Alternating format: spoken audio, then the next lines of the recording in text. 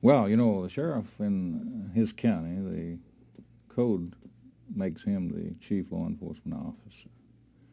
I was asked in my earlier campaign before coming into office my first term, how will you handle Bull Connor by a former mayor of Birmingham, Cooper Green?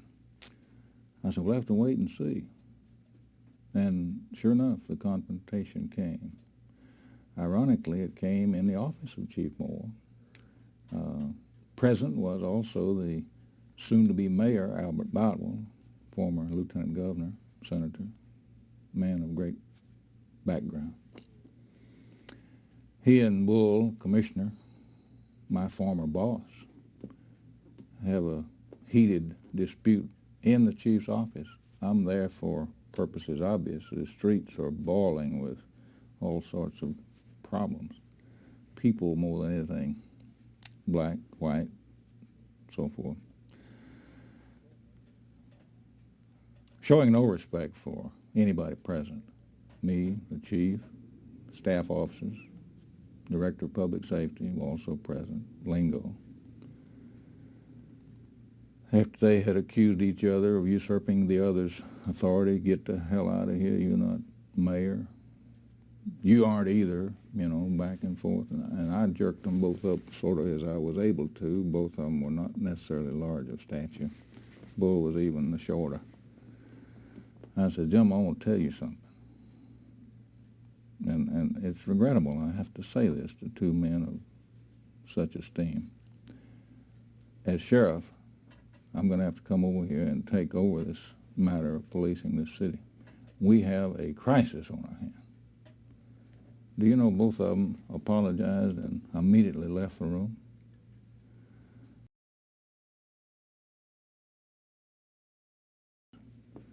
And I've never had but one desire, and that was to have law and order.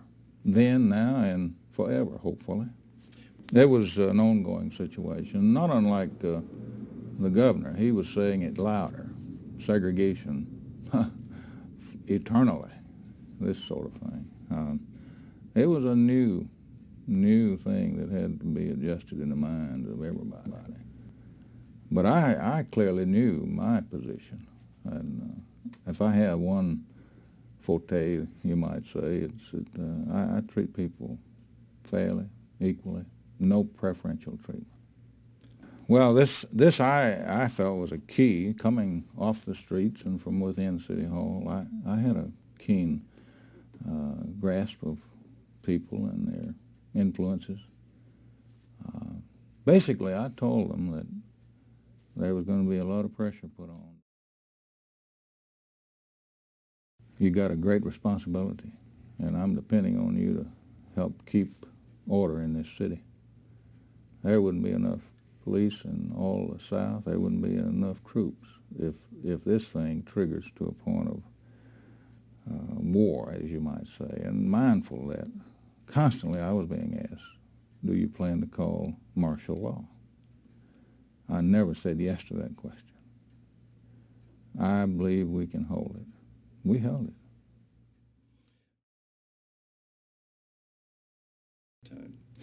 Well, it would be grossly dishonest to say that an all-white police force, as well as an all-white sheriff's department, I had no black deputies at that time. We do now, many, male and female.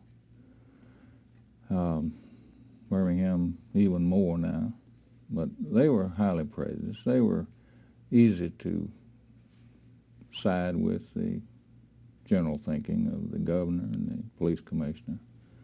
But that was not the issue as far as law enforcement is concerned. We're like a referee. It don't matter who it is. If he's safe, call it. If he's out, call it. It don't matter who he is or what color he is or she. And this is what we strive desperately, daily, to do. Absolutely. And I credit it to the churches that we had a preponderance, majority of black and white people who detest violence and under any conditions, whatever the issue, the attack and destruction of property and loss of life and injury. The churches had their influence. At that time, as I recall, I did a canvass and survey, and this immediate community of Birmingham metropolitan area, we had over 700 churches. It's truly the Bible Belt, and we're strong in that belt.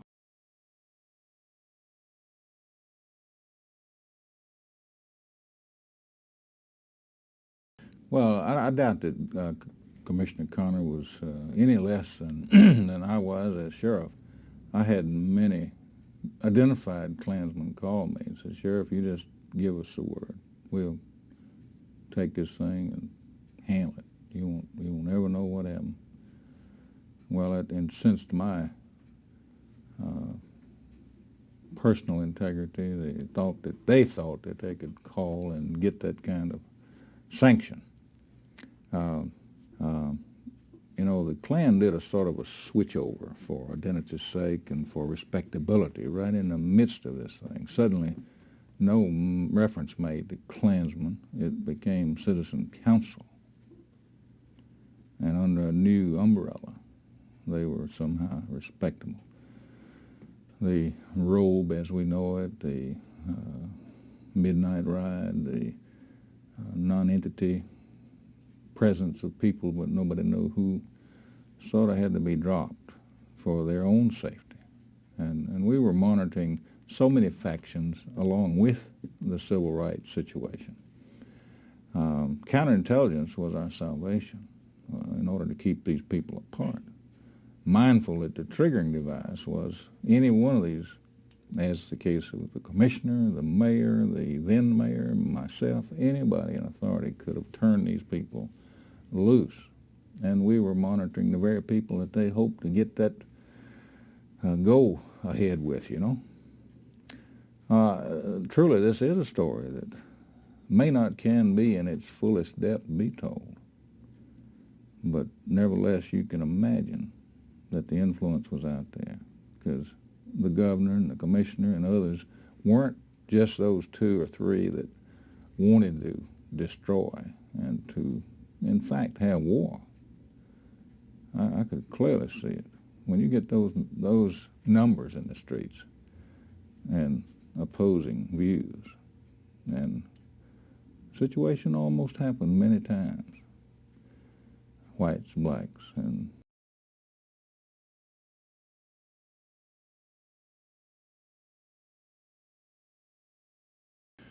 well, I realized that the chief of police, Prickett, had from over in Albany, had some successes with similar situations, and he took it on himself to come here and attempt to talk to Commissioner Connor. As I recall earlier, I would like putting gas on fire for that to happen. You know, I say again, if he had called me, I could have saved him the trip. I had difficulty talking to Commissioner Connor. This didn't serve up for any benefit to know that here's the sheriff who can't necessarily communicate with the commissioner of police of the city wherein the problem lies. Realize I was furnishing the manpower to augment Birmingham police, because all the agencies in law enforcement wanted to help. I was hopeful their motive was pure and clean. And so they passed through this office, and I communicated over to Chief Moore and put these people in place where we could maintain order. This is how I think that law enforcement must work.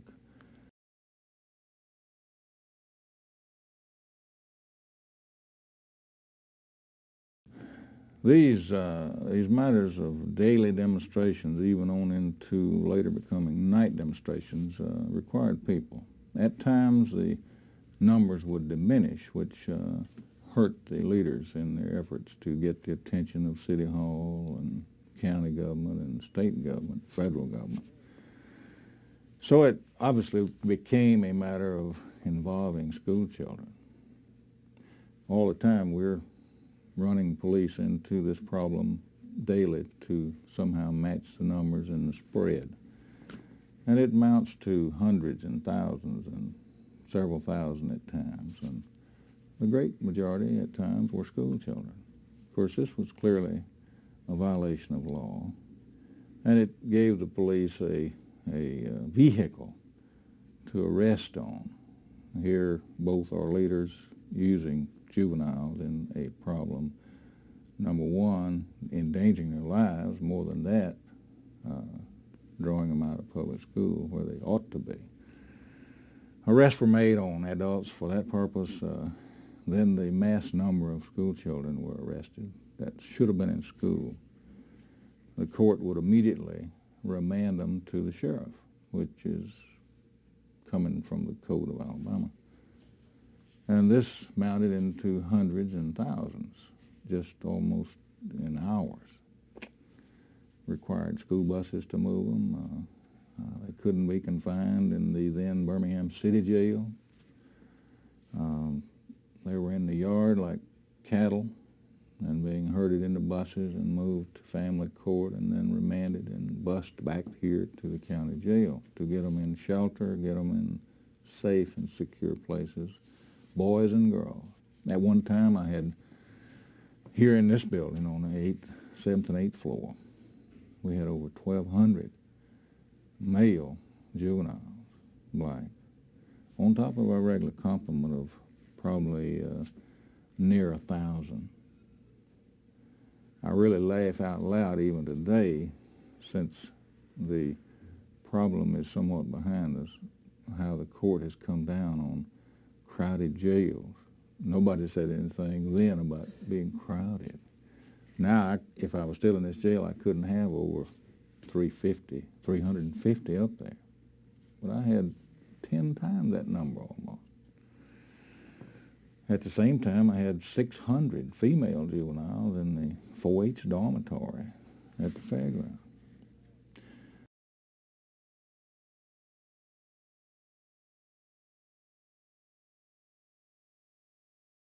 And I, being steeped in police methods and the dangers of trying to bring in volunteers, you don't use volunteers in a situation like this, nor in the streets for that matter as police go. Suffice to say, we have them.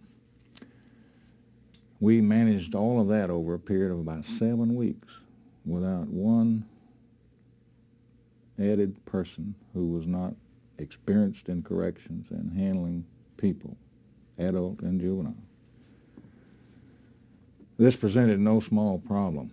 There was no such thing as off days.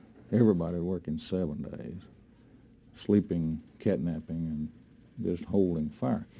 We all had the confirmed belief that this couldn't go on for long because he was pressing the issue to the wall, and obviously so, and purposefully.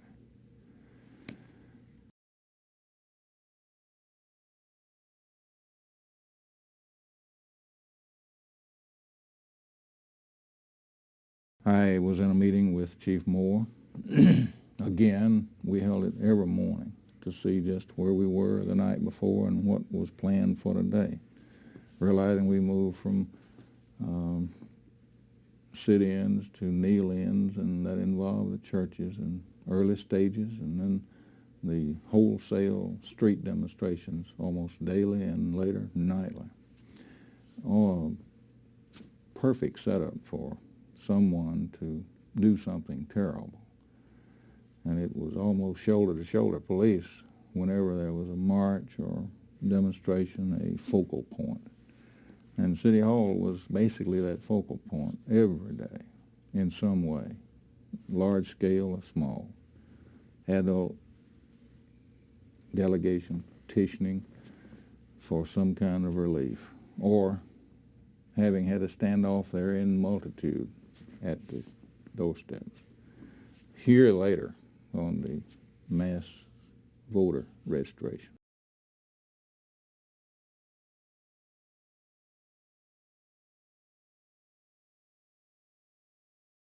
These are regrettable situations, to say the least. Here's a man with a primary responsibility that's emotionally involved, commanding a situation of the largest law enforcement in the area. impetuous, to say the least. These are those things that even today, and I saw it on TV, this was not an easy task to do, as is well known in history now. He'd get these ideas right off the top of his head and just impetuously run at the situation. The hoses, the dogs, the things that seem outrageous when viewed by the distant public. How could this be? How could anybody? I've heard that so many times. Fortunately, the majority of law enforcement was not involved in those situations, or that would have triggered our very action would have triggered what some wanted to happen from the other side. So it was a sort of an ongoing matter of my meeting with City Hall, my meeting with, I said earlier, you couldn't necessarily communicate with Bull from, like as Chief Pritchett tried and was run out of town, so to speak. He got back home in a hurry. I kept going to City Hall. He couldn't say I wasn't trying. I never let that happen. And I think finally he drew into himself, almost like Hitler did when he saw he'd lost the war. He drew into himself, and these were studies in human behavior that we had seen happen. So we sort of polarized him.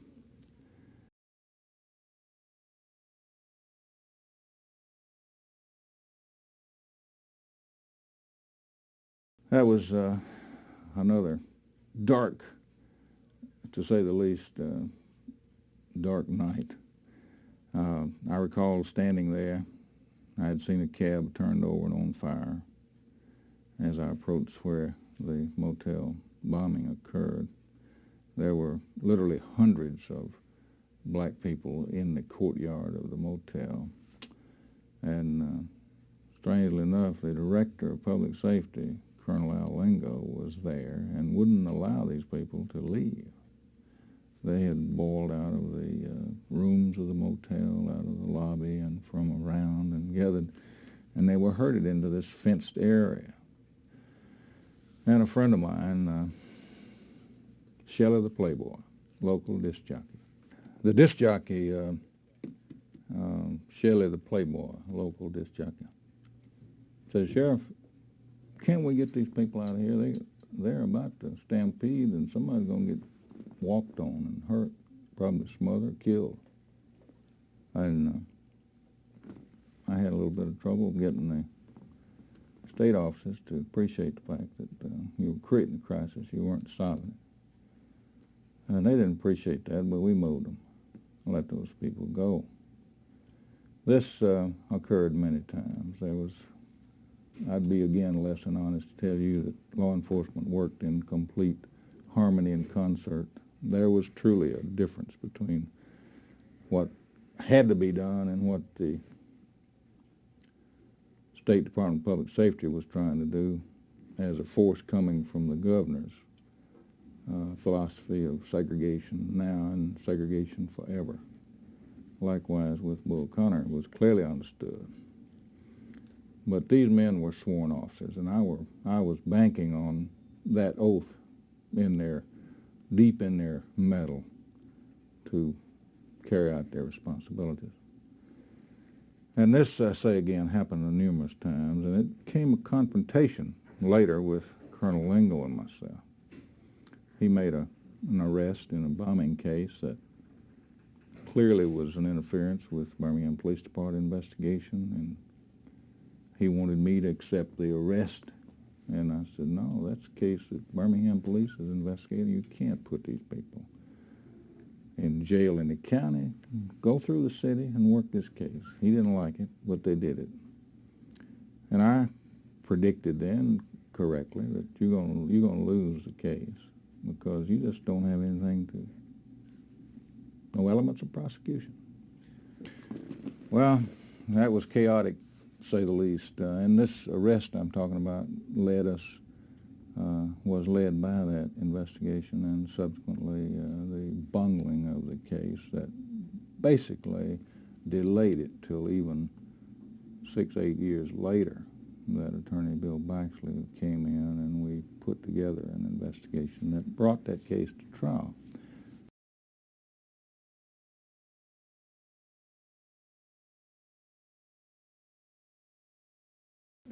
that was the cause of the delay.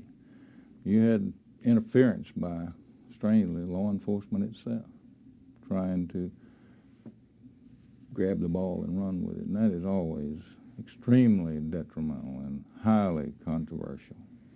So we had our confrontation, and he, the colonel, realized later that he better get in step with local law enforcement. Anyway, we moved on through the time of the street demonstrations, the bombing, not just that one, but several. They were isolated. They were not the least of highly concerned situations, because many times death and destruction, injury and loss of property and time. It's difficult to chronologically talk on each of these events. Highlights, I suppose, is basically what we're talking about. The difficulties that were at the level of administration, from the mayor's office to the sheriff's office to the chief of police. And fortunately, we basically kept it in the city of Birmingham. We had nearly no instances outside the city, not even a distant perimeter.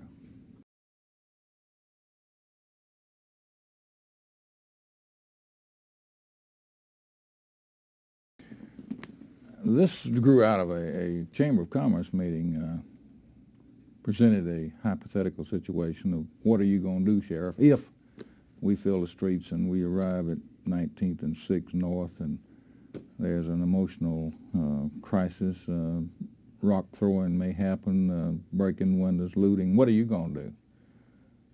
I said, this is almost a moot question, but I want you to understand it. We can't have a moratorium on law and order.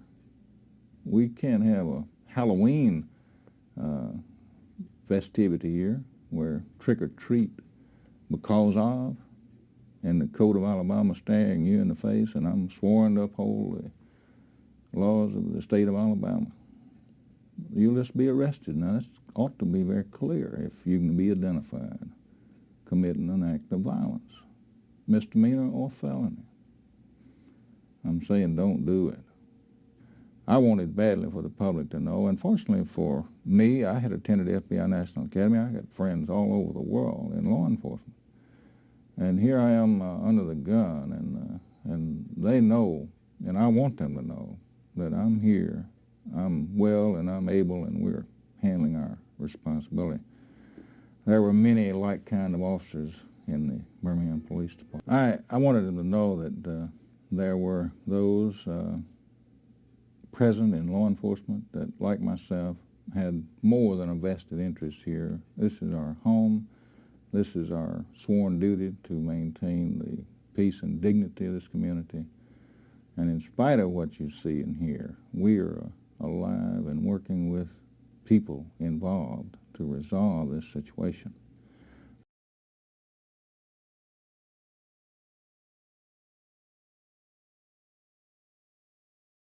I almost hurried to a meeting where I received a call at City Hall again in company with Chief Jamie Moore and Captain George Wall and numerous other staff people there, and my chief and several others.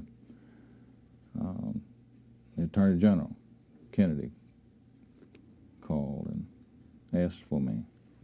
He says, Sheriff, this is Attorney General Kennedy, Bobby Kennedy. I'm advised by reliable people that you are a trusted person. They trust you. I got to ask you a question. Yes, sir. He said, are you going to be able to hold it? Realizing that by now the federal government has federalized the troops, and in fact 12,000 are at Fort McClellan. Here's this monkey on my back again, you know. When do you want law? When do you want martial law? I do not want martial law. Martial law seems like an easy way out, but the problem with martial law is you won't have the prerogative of pulling it off. those who you call in will decide when they'll back out. And I think you've surrendered your responsibility, copped out on it. And I never was ready for that. I don't say that I wouldn't have done it had I seen impossible situation. He asked this question, can you handle it? I said, if you get Dr. Martin Luther King out of Birmingham. Is that right? He said. I said, yes, sir, we can handle it if you can do that. He left that night to Memphis. You see, we had another problem. We had intelligence that he was a marked man. It was to either happen in Birmingham or Selma.